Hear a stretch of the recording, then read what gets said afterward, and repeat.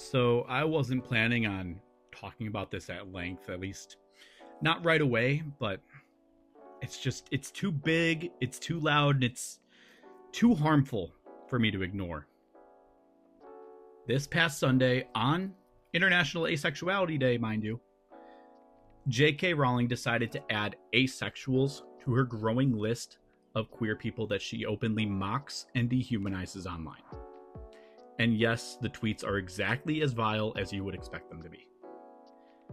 But the way I see it, this video right here, this isn't about her. It's about us.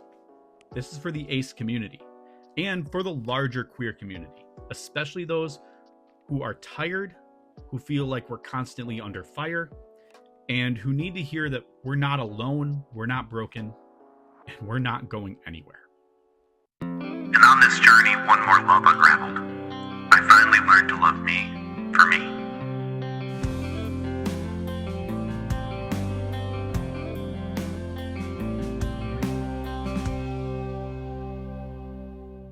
So what actually happened?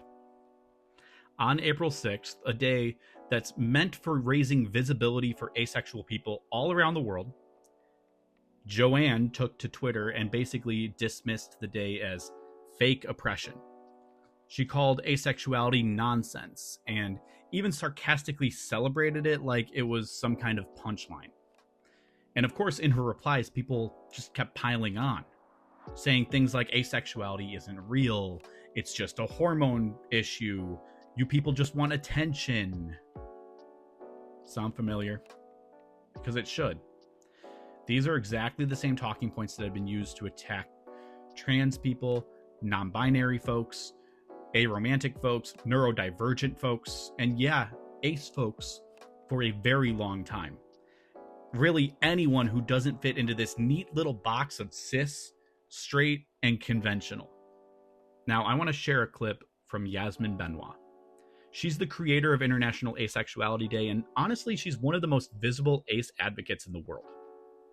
She spoke with Pink News about how it felt to see Joanne, yes, that's what I'm going to call her, Joanne, mock a day that Yasmin helped create, and the wave of hate that followed along with it. Asexuality is not just not fancying a like it is a type of sexual orientation. J.K. Rowling has taken aim at the asexual community. On April 6th, which is International Asexuality Day, the Harry Potter author posted an infographic from their lgbtq+ charity Switchboard to X, captioning it, "Happy International Fake Oppression Day to everyone who wants complete strangers to know they don't fancy a Asexuality is a sexual orientation characterized by a lack of or a very low sexual attraction to others. International Asexuality Day is a worldwide campaign that promotes the ace umbrella, which includes demisexual, grey asexual, and other ace identities. In response to Rowling's post, one user wrote, "Everything has its own day now, what will be next?" To which she replied, "I want an international board of the day." In various other responses, Rowling continued her tirade, writing, "Refusing to accept that people who don't like sex belong in the gay category is akin to wanting segregated bathrooms in the 1950s, and people are still killed for being gay in a lot of countries, but straight people who don't fancy a quickie are being literally ignored to death." As soon as J.K. Rowling made those tweets, acephobia just ramped up, like, immediately. And when I publicly called her out for it, I have not stopped receiving hate comments for over 24 hours now. The usual shaming, it's the asexual people don't exist, you're just mentally ill, you need fixing. Unfortunately, the stuff that comes after awareness is backlash. Like, I always knew that was gonna happen, and that's why I've been putting so much effort into campaigning to politicians about asexual representation in legislation, because we don't have the same protection that other LGBTQ+ groups have. Yasmin's been doing this work for years. And like she said, when visibility increases, so does the backlash. This isn't just people who don't like sex. It's about people being mocked, erased, and left out of conversations that shape policy, media, healthcare, and safety. And she's right. Ace people don't have the same protections that other parts of the LGBTQIA+ community do. We're often left out of legal definitions, education, and resources entirely. So when someone with Joanne's reach throws around this kind of rhetoric, this isn't just harmless. It opens the floodgates. It gives people permission to pile on. And the fact that she chose to do this on a day meant to uplift our community, that wasn't a coincidence. That was deliberate. And I bet you she's been probably waiting to do that for the first chance that she saw an opening. Here's the thing, this isn't just one tweet from one author. This is a pattern. Whether we're talking about transphobia or acephobia or any kind of queerphobia, the underlying messages are often the same. It's made up, you're mentally ill, you just need to be fixed, you're a danger to children, you're making life harder for the rest of us. These aren't new ideas. They're repackaged bigotry, designed to make queer people feel isolated, broken, and unsafe. And they're especially harmful when they come from someone with a massive platform, whose books many of us grew up reading before we even had the language to describe our own identities. And it's important to say this too. Acephobia is real.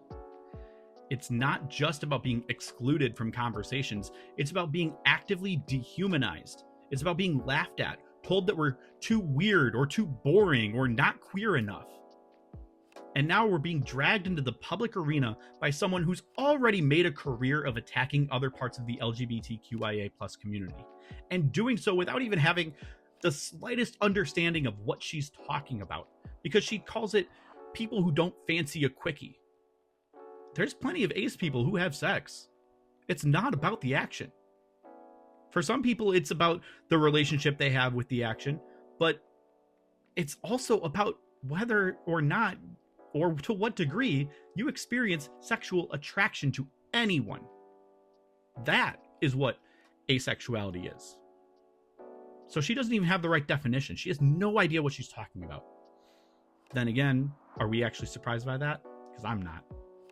But here's the thing. Yeah, she's amplifying misinformation, but even beneath that, even if she had the right information, when people like Joanne, with her platform, go after aces, it sends a very clear message that we aren't welcome. And since it always comes up, yeah, let's talk about Harry Potter. I got a comment recently that said, you can still enjoy Harry Potter even if you disagree with J.K. Rowling. And I get why people feel that way. I do. It's hard to let go of something that meant so much to you. This series meant a lot to many of us growing up. I'm of that age. I remember those midnight releases. It was escapism. It was magic. It was a world where people found their place. I've even seen comments the past few days by folks who say that it actually helped them find their queer identity. And I've also listened, especially to trans people, who have said loud and clear that that world doesn't feel safe anymore for them. And when someone tells me they no longer feel safe around someone wearing a Hogwarts shirt, or that they get anxious when they see Gryffindor in someone's bio, I believe them. Because here's the truth. Joanne didn't just stop at harmful comments. She's doubled down again and again and again. She's written essays, she's supported policies, she's donated to anti-trans causes, and now she's taking jabs at another marginalized queer group. There's a lot of subtext that we missed as kids reading those books. But it was always there. And as we got older, we learned to read between the lines. And we saw what we missed on those first few read-throughs. And now, it's spelled out clear as day for us.